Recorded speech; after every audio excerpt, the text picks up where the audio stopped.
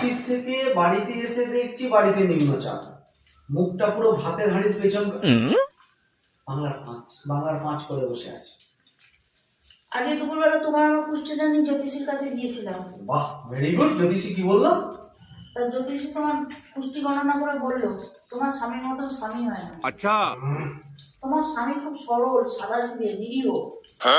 দেখেছো কেরাম মানুষের পাল্লায় পড়েছো? তোমার স্বামী তোমাকে খুব ভালোবাসে। সোনার টুকরো পেয়েছো, সোনার টুকরো।